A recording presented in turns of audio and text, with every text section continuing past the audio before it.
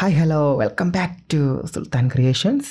Criminal justice സീരീസിലെ അവസാന എപ്പിസോഡാണ് ഇന്ന് നമ്മൾ നോക്കാൻ പോകുന്നത്. നമ്മുടെ ചാനലിൽ ഇപ്പോൾ മൂവി എക്സ്പ്ലനേഷൻ വീഡിയോ ആണ് ചെയ്യുന്നത്. ഇപ്പോൾ ചെയ്ത ഈ സീരീസ് ഒരു തുടക്കം മാത്രമാണ്. ഇനിയും ഒരുപാട് സിനിമകൾ ചെയ്യാനുണ്ട്. എന്നാൽ അതൊക്കെ നിങ്ങളുടെ സപ്പോർട്ട് ഉണ്ടെങ്കിൽ മാത്രമേ ചെയ്യാൻ പറ്റുള്ളൂ. അതുകൊണ്ട് തന്നെ ആരും നമ്മുടെ ചാനൽ ഒരു ചെറിയ ചാനലാണെന്ന് വിചാരിച്ച് മൈൻഡ് ചെയ്യാതെ പോകരുത്. നിങ്ങളിത് കാണുന്നുണ്ടെന്ന് തോന്നിയാൽ മാത്രമേ എനിക്കും ഇത് നിങ്ങളുടെ മുമ്പിൽ പ്രസന്റ് ചെയ്യാൻ ഇൻട്രസ്റ്റ് ഉണ്ടാവുള്ളൂ. അപ്പോൾ നമ്മുടെ ചാനൽ സബ്സ്ക്രൈബ് ചെയ്യാതെ കാണുന്നവരുണ്ടെങ്കിൽ ഇപ്പോൾ തന്നെ സബ്സ്ക്രൈബ് ചെയ്ത് വെച്ചോളൂ. നമുക്കിപ്പോൾ ഇതിലേക്ക് നോക്കാം. ഇതിന്റെ ആദ്യം തന്നെ ലൈക്കിന്റെ മയക്കുമരുന്ന് സാമ്രാജ്യം നമ്മുടെ ഹീറോ നശിപ്പിച്ചു. അപ്പൊ അവിടേക്ക് ജയിലിലെ സൂപ്രണ്ട് വന്ന് അതെല്ലാം നോക്കുന്നുണ്ട്. ഇത് കണ്ട് ലായക്ക് സൂപ്രണ്ടിനോട് എല്ലാം കഴിഞ്ഞു സാറേ, എല്ലാം നശിപ്പിച്ചു, ഇനി ഒന്നും ചെയ്യാനില്ല. അതിന് സൂപ്രണ്ട്, ഞാൻ നിന്നോട് ഒരു കാര്യം പറയാം. 3-ാം തീയതി എനിക്ക് ക്യാഷ് കൊടുക്കേണ്ടതാണ്. അന്ന് നീ കരഞ്ഞ് എന്റെ കാല് പിടിക്കാൻ നിൽക്കരുത്. പിന്നെ നിന്നെ കൊണ്ട് ഈ ജോലി ചെയ്യാൻ പറ്റിയില്ലെങ്കിൽ അത് നിന്നെക്കാൾ വലിയ ആണുങ്ങൾക്ക് ഞാൻ കൊടുത്തോളാം എന്ന് ഇയാള് ഹീറോനെ നോക്കി പറയും. ഇത് ലായക്ക് കണ്ട് ഹീറോനെ കഴുത്തിന് പിടിച്ച്, ഇവനാ സാറേ, ഇവനെ ഇതെല്ലാം ചെയ്ത് ഇവനെ വെറുതെ വിടാൻ പാടില്ല എന്ന് പറയും. സൂപ്രണ്ട് ഇത് കണ്ട് അവനെ വിടാൻ പറയും. എന്നിട്ട് ലായക്കിനെ അവിടെ നിന്ന് വിളിച്ച്,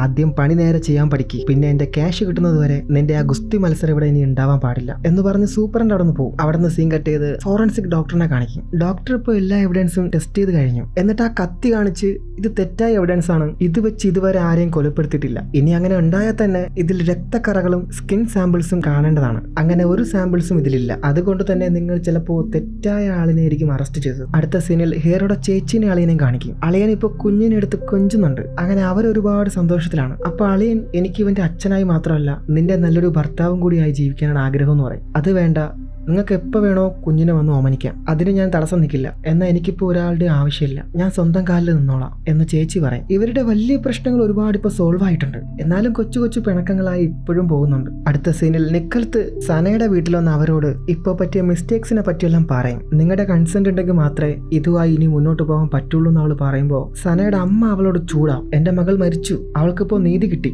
ഇനിയെങ്കിലും അവളുടെ പേരിൽ ഒന്നും ചെയ്യാതെ അവളെ ഒന്ന് വെറുതെ വിടും. അങ്ങനെ അവർ സമ്മതിക്കില്ല. നമ്മുടെ പെണ്ണ് ഒരുപാട് റിക്വസ്റ്റ് ചെയ്യുമ്പോൾ സനയുടെ അച്ഛൻ സമ്മതിക്കും. നമുക്ക് കുഴപ്പമില്ല, മുന്നോട്ട് പോവാന്ന് പറയും. അടുത്ത സീനിൽ നമ്മുടെ വക്കീലിനെയും ചീഫിനെയും കാണിക്കും. വക്കീല് ചീഫിനോട്, ആ ഇൻഹീലർ സാർ കട്ടെടുത്താണെന്ന് അറിഞ്ഞാൽ അത് പ്രശ്നമാവില്ലേ? ആസ്മ പേഷ്യൻസ് ആരും ഒരു ഇൻഹീലർ മാത്രമല്ല ഉപയോഗിക്കുന്നത്, അവരുടെ കയ്യിൽ വേറെയും കാണും. പിന്നെ ഇത് പിടിക്കുമ്പോല്ലേ അതപ്പോ നോക്കാമെന്ന് ചീഫ് പറയും. വക്കീലിന് ആവശ്യമുണ്ടെങ്കിൽ പറയണേന്ന് നമ്മുടെ ആളും പറയും. വക്കീലും ചീഫും ഇപ്പോൾ ആദ്യത്തെ ഫോറൻസിക് ഡോക്ടറിനെ കാണാൻ വന്നിരിക്കുകയാണ്. പുള്ളിയുടെ കയ്യിലാണ് ഈ ഇൻഹീലർ ടെസ്റ്റ് ചെയ്യാൻ കൊടുത്തേക്കുന്നത്. ഡോക്ടർ 3 ഇൻഹീലർ അവരെ കാണിച്ച് അതിലൊന്നെടുത്ത്, ഇതാണ് നിങ്ങൾ ആദിത്യ ശർമ്മയുടെ ഒന്ന് പിടിച്ചെടുത്തത്, ഇതിൽ ആദിത്യയുടെ ഫിംഗർ പ്രിന്റ് മാത്രമേ ഉള്ളൂ. രണ്ടാമത്തെ ഇൻഹീലർ എടുത്ത്, ഇതാണ് നിങ്ങൾ ആദിത്യക്ക് സ്റ്റേഷനിൽ വെച്ച് ഉപയോഗിക്കാൻ കൊടുത്തത്, ഇതിൽ 2 ആൾക്കാരുടെ ഫിംഗർ പ്രിന്റ്സ് ഉണ്ട്, ഒന്ന് ആദിത്യയുടെയും ഒന്ന് മറ്റൊരാളുടെ. മൂന്നാമത്തെ ഇൻഹീലർ എടുത്ത്, ഇതാണ് നിങ്ങൾ ലഗാനിയുടെ വീട്ടിൽ നിന്ന് കൊണ്ടുവന്നത്, ഇതിൽ അയാളുടെ ഫിംഗർ പ്രിന്റ് മാത്രമേ ഉള്ളൂ. എന്നാൽ രണ്ടാമത്തെ ഇൻഹീലറിലുള്ള മറ്റൊരാളുടെ ഫിംഗർ പ്രിന്റ് അത് ഈ ലഗാനിയുടെ തന്നെയാണ്. നമ്മുടെ വക്കീൽ ഇത് കേട്ട് ചീഫിനോട്, സാറിന് ഇപ്പൊ എല്ലാം മനസ്സിലായില്ലേ, ഇപ്പൊ എല്ലാം ക്ലിയർ ആയല്ലോ, അയാളെ പിടിച്ചു കഴിഞ്ഞാൽ ഈ കേസ് ഇവിടെ അവസാനിക്കും. ഇത് പറയുമ്പോൾ ചീഫ്,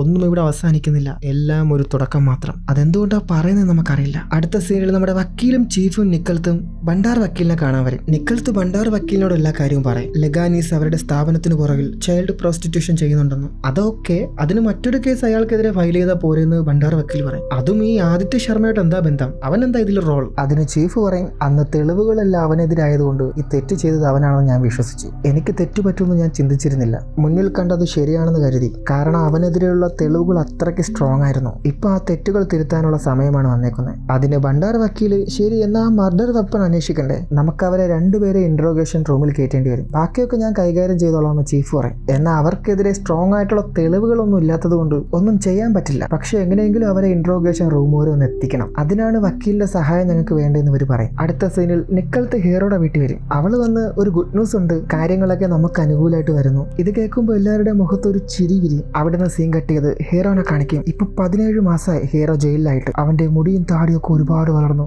അവ ഇപ്പൊ ജയിലിലെ ഹീറോ ആയി മാറിക്കഴിഞ്ഞു. ഹീറോ അവിടെ ഉണ്ടായിരുന്ന ബ്ലേഡ് എടുത്ത് മുട്ടയുടെ കഴുത്തിന് വെക്ക്. ഇത് കണ്ട് മുട്ട, നീ ഇവിടുത്തെ രാജാവായി മാറിക്കഴിഞ്ഞു അല്ലേ, ഇനി എന്താ നിന്റെ പ്ലാൻ? ഹീറോ ഇപ്പൊ ജയിലിലെ ഡ്രഗ്സ് മുതലാളിയായി മാറിക്കഴിഞ്ഞു. അവൻ ആവശ്യമുള്ളവർക്ക് ഡ്രഗ്സ് കൊടുക്കുന്നു, പണം മേടിക്കുന്നു, ഇതിന്റെ പരിപാടി. അടുത്ത് നമ്മുടെ ബായി മുട്ടയുടെ അടുത്ത് മുടി വെട്ടാൻ വരും. ഹീറോനെ പറ്റി ചോദിക്കും, നമ്മുടെ ചെക്കൻ എങ്ങനെയുണ്ട്, അവൻ ഓക്കെ അല്ലേ, സുഖമല്ലേ? ബായി അവന് കൊടുത്ത ട്രെയിനിങ്ങിൽ ഇപ്പൊ അവൻ ഓക്കെയാണ്. ആ ലായക്കിനെ കൊല്ലാനുള്ള ദേഷ്യത്തിലാവാൻ ഇപ്പൊ നടക്കുന്നത്. അടുത്ത സീനിൽ ഹീറോ ഇൻഹീലറും വലിച്ചകത്തിരിക്കുന്ന ഇരിക്കുന്ന സമയം ലായക്കും ആളുകളും ഹീറോനെ വളഞ്ഞു പിടിക്കും. നിനക്ക് ഇവിടെ ഒന്ന് കിടക്കാൻ ഇടം തന്നപ്പോൾ നീ എനിക്കിട്ട് പണിയാൻ തുടങ്ങിയോ? എന്നിട്ട് ഒരു ഫോൺ എടുത്ത് ലായക്ക് ഹീറോയെ കാണിച്ചു, ദേ ഇത് കണ്ടല്ലോ, എനിക്കും പുറംലോകമായി കണക്ഷൻ കിട്ടിയിരിക്കുന്നു. നിന്റെ വീടിന് താഴെ എന്റെ ആൾക്കാർ നിൽപ്പുണ്ട്. അച്ഛനും അമ്മയും പെങ്ങളും മോഷ്ടിക്കാൻ കയറിയ സമയത്ത് എല്ലാരും തീർത്തതാണെന്ന് നാളെ പുറം ലോകം അറിയുള്ളൂ. 5 പകരം 10 ലക്ഷമായിട്ട് നീ എനിക്ക് കൊണ്ടുതരും. എന്നിട്ട് ഹീറോയുടെ ഫാമിലിയെ തീർക്കാൻ അവിടെ ഉള്ളവർക്ക് ഫോൺ ചെയ്യും. ഹീറോ അവനോട് ഒന്നും ചെയ്യരുത്, കുറച്ച് സമയം വേണമെന്ന് പറയും. അതിന് ലായക്ക് 3 ദിവസത്തെ സമയം കൊടുക്കും. അടുത്ത സീനിൽ നരേഷ് ലഗാനിയുടെ വീട്ടിലേക്ക് നമ്മുടെ വക്കീലും കൂടെ പോലീസിന്റെ ഒരു പട തന്നെ അങ്ങോട്ടേക്ക് വരും. ഇത് കണ്ട് ലഗാനി അപ്പോയിന്റ്മെന്റ് എടുത്തിട്ട് വരണമെന്നുള്ള സാമാന്യ ബോധം നിങ്ങൾക്കില്ലേ? അതിന് നമ്മുടെ വക്കീല്, അയ്യോ സാറ് നമ്മളെ കാത്തിരിക്കുവാണെന്നാ കരുതിയേ, നമ്മുടെ കയ്യിൽ സെർച്ച് വാറന്റ് ഉണ്ട്, നിങ്ങൾ എന്തായാലും സഹകരിച്ചേ പറ്റൂന്ന് ചീഫ് പറയും. എന്താ കാരണമെന്ന് ഇയാൾ ചോദിക്കും. നിങ്ങൾക്കെതിരെ ചൈൽഡ് പ്രോസ്റ്റിറ്റ്യൂഷന് കംപ്ലൈന്റ് കിട്ടിയിട്ടുണ്ട്, സോ സെർച്ച് ചെയ്തേ പറ്റൂ. അങ്ങനെ പോലീസുകാർ സെർച്ചും തുടങ്ങി. എല്ലാരും അന്വേഷിച്ച് എന്ത് കിട്ടിയെന്നറിയില്ല. ചീഫ് വന്ന് മൊട്ട പോലീസിനോട് ഇവിടത്തെ ഫിംഗർ പ്രിന്റ്സും എടുത്ത് എല്ലാരെയും ഇൻട്രോഗേഷന് വേണ്ടി എടുത്തോ. അതിന് മൊട്ട പോലീസ് എല്ലാരുമോ? അതെ എല്ലാരെയും, സ്ത്രീ പുരുഷൻ വേലക്കാരി വേലക്കാരൻ ഡ്രൈവർ എല്ലാരെയും എടുത്തോ. അടുത്ത സീനിൽ വീണ്ടും ഹീറോനെ കാണിക്കും. ഹീറോ ഇപ്പൊ ബായിയുടെ അടുത്തേക്ക് വന്നു. ബായിക്ക് ഇപ്പൊ ജയിലില് മൺപാത്രങ്ങൾ ഉണ്ടാക്കുന്ന പണിയാണ്. ഹീറോ അവിടേക്ക് വരുമ്പോ തന്നെ നീ ഇവിടെ ഭയങ്കര പ്രകടനമാണെന്ന് കേട്ടല്ലോ, യുദ്ധം ചെയ്യാതെ പരാജയപ്പെടുത്താൻ പറ്റുമെന്ന് ഞാൻ നോക്കി, പക്ഷെ ഇപ്പൊ അവൻ എന്റെ കുടുംബത്തെ തീർത്തു കളയെന്ന് പറഞ്ഞ് ഭീഷണിപ്പെടുത്തുക. ബായി എന്റെ കൂടെ ഉണ്ടോ ഇല്ലയോ? എല്ലാം പഴയതുപോലെ ആക്കാൻ എന്നാ തിരിച്ചു വരുന്നേ? അതിന് ബായി എത്ര കാലാണ് ഇങ്ങനെ കൈയും പിടിച്ച് നടക്കുന്നത്? പിന്നെ ആർക്ക് വേണ്ടി ആ ഡ്രഗ്സ് ഒക്കെ ഞാൻ കത്തിച്ചു കളഞ്ഞേ? തിരിച്ചു വരാൻ ഉദ്ദേശിച്ചില്ലെങ്കിൽ ഞാൻ പിന്നെ അതൊക്കെ എന്തിനു വേണ്ടിയാ ചെയ്യുന്നേ? നീ എനിക്ക് വേണ്ടിയാണോ ചെയ്യുന്നതെന്ന് ബായി ചോദിക്കും. ഇപ്പൊ നീ ഒരു പാറയായി മാറിക്കഴിഞ്ഞു. അടുത്ത സീനിൽ സ്റ്റേഷനിൽ മൊട്ട പോലീസ് എല്ലാവരുടെയും ഫോൺ മേടിച്ചു വെച്ച് അവരുടെ കയ്യിൽ നിന്ന് ഒരു പേപ്പർ സൈൻ ചെയ്ത് വാങ്ങിക്കും. ഇവിടെ അകത്ത് നമ്മുടെ ആൾക്കാർ അവരുടെ വക്കീല് വരുന്നതിന് മുന്നേ തന്നെ എല്ലാ കാര്യങ്ങളും ചെയ്തു തീർക്കണം. അങ്ങനെ അവരെ രണ്ടുപേരെയും ചോദ്യം ചെയ്യാനായി 2 റൂമിലായിട്ട് കയറ്റി നരേഷ് ലഗാനോട് ചീഫ് ചോദ്യം ചോദിക്കാൻ തുടങ്ങും. നിങ്ങളെപ്പറ്റി നിങ്ങളുടെ നാട്ടുകാരും സുഹൃത്തുക്കളും വിചാരിച്ചു വെച്ചിരിക്കുന്നത് നിങ്ങൾ വളരെ നല്ലവനാണെന്ന്. നിങ്ങളെ പ്രശംസിക്കാത്ത ആൾക്കാരില്ല. ഡിന്നർ പാർട്ടീസ്, ചാരിറ്റി ഇവന്റ്സ്, നിങ്ങൾ ഇത്രയും കൊള്ളരുതാത്തവരാണെന്ന് അവർക്കറിയില്ല. അതിന് അയാള് ഇതൊക്കെ നിങ്ങളുടെ തെറ്റിദ്ധാരണ മാത്രമാണ്, കുട്ടികളെ വെച്ച് നീ എന്താ ചെയ്യുന്നതെന്ന് ചീഫ് ചോദിക്കും. അതിന് ഇയാള് എന്റെ വക്കീല് വരാതെ ഞാൻ ഒന്നും മിണ്ടില്ല എന്ന് പറയും. ഇനി എത്ര ചോദിച്ചിട്ടും അയാളൊന്നും പറയില്ല എന്ന് ചീഫിന് അറിയാം. ചീഫ് പുറത്തു വന്ന് നമ്മുടെ ആൾക്കാരോട് സംസാരിക്കുന്ന സമയം മൊട്ട പോലീസ് അങ്ങോട്ട് വരും. വേലക്കാരോടും ഡ്രൈവറോടും ഞാൻ സംസാരിച്ചു, അവർക്ക് ഇതിനെപ്പറ്റി ഒന്നും അറിയില്ല. ഫിംഗർ പ്രിന്റ്സ് കിട്ടിയോന്ന് ചീഫ് തിരിച്ചു ചോദിക്കും. ഇല്ല, ഇപ്പൊ തന്നെ ഉടനെ കിട്ടുമെന്ന് മൊട്ട പോലീസ് പറയും. പെട്ടെന്ന് വേണം, സിഗ്നൽ ഒന്നും നോക്കാതെ ഇങ്ങ് പോന്നേക്കാൻ ചീഫ് പറയും. നമ്മുടെ പെണ്ണ് ചീഫിനോട് ഈ കനിക ലഗാനി എങ്ങനെയാ, അവരും ഒന്നും തുറന്നു പറയുന്നു തോന്നില്ല എന്ന് ചീഫ് പറയും. സാധാരണ രീതിയിൽ ചോദിച്ചൊന്നും പറയില്ല, എന്തായാലും ഡിഫറെന്റ് ആയിട്ട് ചോദിക്കണമെന്ന് പെണ്ണ് പറയും. അങ്ങനെ ചീഫ് അയാളുടെ വൈഫിനെ ചോദ്യം ചെയ്യാനായിട്ട് അകത്ത് കയറി. ചീഫ് അവരോട് നിങ്ങൾ നിങ്ങളുടെ ഹസ്ബൻഡിനെക്കാളും വലിയ ബുദ്ധിമതിയാണെന്ന് അറിയാം. LFRDCയിൽ ഒരു ചൈൽഡ് പ്രോസ്റ്റിറ്റ്യൂഷൻ നിലവിലുണ്ടെന്ന് നമുക്ക് തെളിവ് കിട്ടി. ഇത് കേൾക്കുമ്പോൾ ഈ സ്ത്രീ ഭയങ്കരമായിട്ട് ചിരിക്കും. നിങ്ങൾ എന്നോട് തമാശ പറയാണോ അതോ സീരിയസ് ആയിട്ടാണോ? ആദ്യം നമുക്കും ഇങ്ങനെയൊക്കെ തന്നെയാണ് തോന്നിയത്. കുട്ടികളെ സഹായിക്കുന്ന ഒരു കമ്പനി ഇങ്ങനെയൊക്കെ ചെയ്യുമെന്ന് വിശ്വസിക്കാൻ കഴിയില്ല. ഇത് കേൾക്കുമ്പോൾ ഈ സ്ത്രീ ടെൻഷനായി. LFRDC എന്ന കമ്പനി മറ്റേത് കമ്പനിയേക്കാളും മികച്ചതാണ്. അവിടുത്തെ ഓരോ സ്റ്റാഫിന്റെ പാസ്റ്റ് ചെക്ക് ചെയ്താണ് നമ്മൾ അവരെ അപ്പോയിന്റ് ചെയ്യണേ. അതുകൊണ്ട് തന്നെ ആരും ഇങ്ങനെ ഒരു കാര്യത്തിൽ ഇൻവോൾവ് ആവില്ല. നമ്മൾ ആ കുട്ടികളെ സഹായിക്കുകയാണ് ചെയ്യുന്നത്. അവർക്ക് നല്ല ഭക്ഷണം കൊടുക്കുന്നു, വസ്ത്രം കൊടുക്കുന്നു, നമ്മൾ അവരെ സംരക്ഷിക്കുന്നു. ഈ ഞങ്ങളെന്ന് പറയുന്നത് ആരാണെന്ന് ചീഫ് ചോദിക്കും. യു മീൻ നിങ്ങളും നിങ്ങളുടെ ഭർത്താവും? അതിനാ സ്ത്രീ ചിരിച്ചിട്ട് നിങ്ങൾ എന്നെ എറിഞ്ഞു നോക്കുന്നതാണോ? അല്ല, ഇതൊക്കെ ഞാൻ ഒരുപാട് സിനിമയിലാണ് കണ്ടിട്ടുള്ളത്. അതുപോലെ ഒരു ട്രിക്ക് പുതിയതായിട്ട് നിങ്ങളുടെ കയ്യിലൊന്നും ഇല്ലേ? തെളിവുകൾ നമ്മുടെ കയ്യിലുണ്ടോന്ന് ചീഫ് പറയും. ആണോ? എന്നാൽ അതും കൊണ്ട് നിങ്ങൾ കോടതി പോകണം എന്ന് ഈ സ്ത്രീയും പറയും. സംഭവം ഇവരുടെ വക്കീല് വരുന്നതിന് മുന്നേ ഇവരോട് കാര്യങ്ങൾ ചോദിച്ചറിയാനുള്ള നമ്മുടെ പ്ലാൻ ഈ സ്ത്രീക്ക് മനസ്സിലായി. ഈ സ്ത്രീയുടെ വായിൽ നിന്നൊന്നും വീഴില്ല എന്ന് മനസ്സിലായി ചീഫ് പുറത്തു വരും. ചീഫ് പുറത്തു വരുമ്പോൾ നമ്മുടെ വക്കീല്, എന്റെ പൊന്നെ സാറേ, LLB സെക്കൻഡ് ഇയറിൽ ഞാൻ പഠിച്ചതിനേക്കാൾ കൂടുതൽ നിയമം ഇവര് പഠിച്ചിട്ടുണ്ടെന്നാ തോന്നണേ. അപ്പോഴത്തേക്ക് മൊട്ട പോലീസ് ഫിംഗർ പ്രിന്റ്സ് റിപ്പോർട്ടായിട്ട് വരും. എന്നിട്ട് അവരുടെ വക്കീല് വന്നിട്ടുണ്ടെന്ന് ചീഫിനോട് പറയും. ഇനിയിപ്പോ എന്താ ചെയ്യണേന്ന് നമ്മുടെ ആൾക്കാർ ചിന്തിച്ചിരിക്കുന്ന സമയം വക്കീല് പറയും, എന്റെ ഒരു എക്സ്പീരിയൻസ് വെച്ച് പറയുവാണെങ്കിൽ നിങ്ങൾ അവരെ രണ്ടുപേരെയും ഒരു 25 മിനിറ്റ് അങ്ങോട്ടും ഇങ്ങോട്ടും തട്ടിക്കളിക്കണം. അങ്ങനെ ചീഫ് വീണ്ടും ആ സ്ത്രീയോട് ചോദ്യം ചോദിക്കാനായിട്ട് അകത്ത് കയറും. ചീഫ് വരുമ്പോൾ തന്നെ ഇവർ ചോദിക്കുന്നത് എന്റെ വക്കീല് വന്നിട്ടുണ്ടോ, വന്നുകൊണ്ടിരിക്കുകയെന്ന് ചീഫ് പറയും. ചീഫ് അടുത്ത ട്രിക്ക് ഉപയോഗിക്കും. ഇനിയിപ്പോ നമുക്ക് കേസിന്റെ കാര്യം സംസാരിക്കണ്ട, അത് നിങ്ങളുടെ വക്കീല് വന്നിട്ട് സംസാരിക്കാം. ഇപ്പൊ നമുക്ക് വേറെ എന്തെങ്കിലും കാര്യം സംസാരിക്കാം. നിങ്ങളുടെ ഭർത്താവിനെ കുറിച്ച് തന്നെ പറയാം. എത്ര വർഷമായി നിങ്ങളുടെ കല്യാണം കഴിഞ്ഞിട്ട്? അതിന് അവര് 14 വർഷമായി എന്ന് പറയും. 14 വർഷം, അതും ഇന്നത്തെ ഈ കാലത്ത്. നിങ്ങൾ പരസ്പരം ഒരുപാട് സ്നേഹത്തിലാണല്ലേ? അതിന് ഈ സ്ത്രീ ഭയങ്കര ചൂടിലാണ്. നമ്മൾ ഭയങ്കര സ്നേഹത്തിലുമാണ്, സന്തോഷത്തിലുമാണ്. നിങ്ങൾക്ക് എന്താണ് തോന്നുന്നത് നിങ്ങളുടെ ഭർത്താവിനെ പറ്റി? അതായത് നിങ്ങളുടെ ഫാമിലി രക്ഷിക്കാനായിട്ട് അയാളെ ഏതറ്റം വരെ പോകും? നിങ്ങൾ എന്താ ഉദ്ദേശിക്കുന്നതെന്ന് ഈ സ്ത്രീ ചോദിക്കും. ആ രാത്രിയിൽ സനയ നിങ്ങളുടെ എല്ലാം തകർക്കാനിരുന്നല്ലേ? നിങ്ങളുടെ ഈ കച്ചവടത്തിന്റെ എല്ലാ കള്ളത്തരവും അവൾ കണ്ടെത്തിയിരുന്നു. LFRDCയെ എക്സ്പോസ് ചെയ്യുമെന്ന് സനയ പറഞ്ഞിരുന്നു. നിങ്ങളുടെ പദ്ധതികളെല്ലാം അവസാനിപ്പിക്കുമെന്ന് അവൾ പറഞ്ഞല്ലേ? ഇതറിഞ്ഞ നിങ്ങളുടെ ഭർത്താവിന് വല്ലാണ്ട് ദേഷ്യം വന്നു. അവളെ കാര്യങ്ങൾ പറഞ്ഞു മനസ്സിലാക്കാൻ നോക്കി, പക്ഷെ അവിടെ പരാജയപ്പെട്ടു. അവൾ ഒന്നിനും തയ്യാറാകാതെ അവിടെ നിന്ന് പോയി. അവൾക്ക് കുറച്ചുകൂടി സമയം കിട്ടുമെന്ന് അവൾ വിചാരിച്ചു. അവിടെയാണ് അവൾക്ക് തെറ്റിപ്പോയത്. അവൾ വീട്ടിലേക്ക് മടങ്ങി എല്ലാം മറക്കാനായി ലഹരിയിൽ അഭയം തേടി. ആദിത്യ ശർമ്മയോടൊപ്പം അവൾ ആ രാത്രി ചെലവഴിച്ചു. എന്നാൽ അന്ന് രാത്രിയിൽ അവളുടെ അവസ്ഥ എന്തായിരിക്കുമെന്നുള്ളത് നരേഷ് ലഗാനിക്ക് അറിയാമായിരുന്നു. ഇതെല്ലാം കേട്ട് ഈ സ്ത്രീ, നിങ്ങൾ എന്ത് കഥയാണ് ഈ പറയുന്നത്?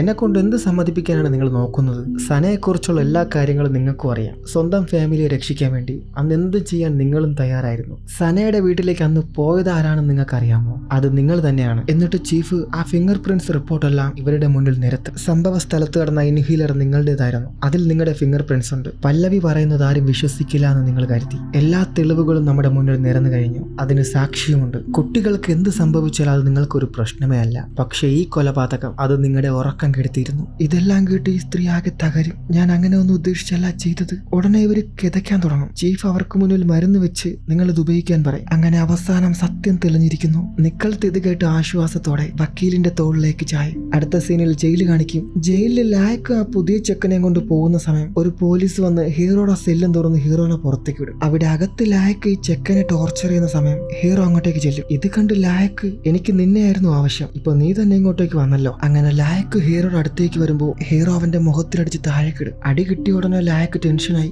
നിന്റെ പ്രാന്ത് ഇപ്പൊ തീർത്തു തരാമെന്ന് പറഞ്ഞു പിന്നെ രണ്ടുപേരും പൊരിഞ്ഞാടി. ഹീറോ ലായക്കിനടിച്ച് താഴേക്കിട്ട് ചവിട്ടും. ലായക്ക് ഉടനെ അവന്റെ കയ്യിലുള്ള കത്തി എടുക്കും. എന്നിട്ട് ഹീറോനെ കുത്താൻ വരുമ്പോഴേക്കും ഹീറോ ഒഴിഞ്ഞു മാറി വീണ്ടും അടിക്കും. രണ്ടുപേരും വിടാതെ ഭയങ്കര ഫൈറ്റാണ്. അങ്ങനെ ലായക്കിന്റെ കയ്യിലെ കത്തി തെറിച്ച് താഴേക്ക് വരും. അതെടുക്കാനായിട്ട് രണ്ടുപേരും നോക്കുമ്പോൾ ആ പുതിയ ചെക്കൻ അങ്ങോട്ടേക്ക് വരും. ഹീറോ അവനോട് പോകാൻ പറയും. അവൻ ആ കത്തി എടുത്ത് ഹീറോയുടെ അടുത്തേക്ക് ഇട്ടെടുത്ത് അവിടെ നിന്ന് പോകും. ആ കത്തി എടുത്ത് ലായക്കിനെ കൊല്ലാനായി ഹീറോ എണീക്കുമ്പോഴേക്കും പുറകിലെന്ന് ആരോ ലായക്കിന്റെ കഴുത്തിറക്കും. അത് വേറെ ആരുമല്ല, നമ്മുടെ മുസ്തഫ ഭായിയാണ്. ഭായി വീണ്ടും ലായക്കിന്റെ കഴുത്ത് മുറിച്ചു കൊല്ലും. എന്നിട്ട് ഹീറോയോട്, നീ അവനെ അടിച്ച് പരുവാക്കിയല്ലോ, കൊല്ലാനാണോ നോക്കിയേ? അത് നീ ചെയ്യേണ്ട കാര്യമല്ല, നീ ഒരു ശുദ്ധനാണ്. എന്നിട്ട് ഹീറോയുടെ കയ്യിലുണ്ടായിരുന്ന കത്തി മേടിച്ച് ഹീറോനെ അവിടെ നിന്ന് പറഞ്ഞു വിടും. അടുത്ത ദിവസമായി മൊട്ട ഹീറോയുടെ മുടി വെട്ടി താടി ഒടിച്ച് അവനെ പഴയ രൂപത്തിലാക്കും. അവസാനം നമ്മുടെ ഹീറോയ്ക്ക് ജാമ്യം ലഭിച്ചിരിക്കുന്നു. അവൻ അവിടെ സൈൻ ചെയ്ത് ജയിലിന് പുറത്തേക്ക് വരും. അവിടുത്തെ ന്യൂസിൽ ഇപ്പോ ഹീറോ കുറ്റക്കാരനല്ല, അവന് ജാമ്യം കിട്ടിയെന്ന് പറയുന്നു. പോലീസ് വീണ്ടും അന്വേഷിച്ചപ്പോൾ ഞെട്ടിക്കുന്ന വിവരമാണ് ഇപ്പൊ പുറത്തേക്ക് വന്നത്. ബാന്ദ്ര വധക്കേസിന് പിന്നിൽ അറിയപ്പെടുന്ന മനോരോഗ ചികിത്സകൻ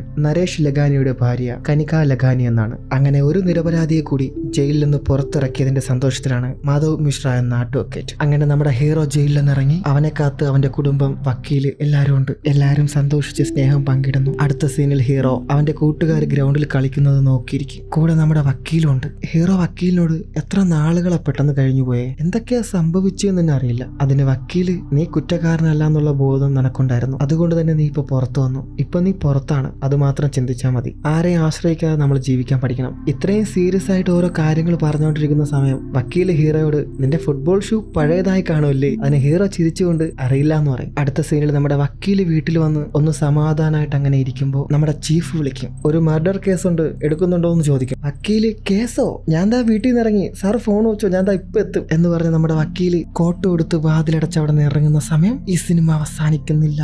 പോയ സ്പീഡിൽ തന്നെ വക്കീല് തിരിച്ചു കയറി വരും. സംഭവം വേറെ ഒന്നുമില്ല, പുള്ളി വീടൊക്കെ വൃത്തിയാക്കി. പുള്ളി എന്തോ അന്വേഷിക്കുന്നുണ്ട്. ഇതാ ഞാൻ ഒന്നും നീറ്റാക്കി വെക്കാത്ത, പറയുന്നവർക്ക് ഓരോന്ന് പറയാലോ, എന്റെ കഷ്ടപ്പാട് എനിക്കല്ലേ അറിയാമെന്ന് പറഞ്ഞ് അവിടെയൊക്കെ തപ്പിപ്പറക്കി അവസാനം സാധനം കിട്ടും. അത് വേറൊന്നുമില്ല, വക്കീലിന്റെ ടൈ ആണ്. അതും എടുത്ത് വക്കീല് പുറത്തേക്ക് ഇറങ്ങുന്ന സമയം ക്രിമിനൽ ജസ്റ്റിസ് എന്ന സീരീസ് ഇവിടെ അവസാനിക്കുന്നു.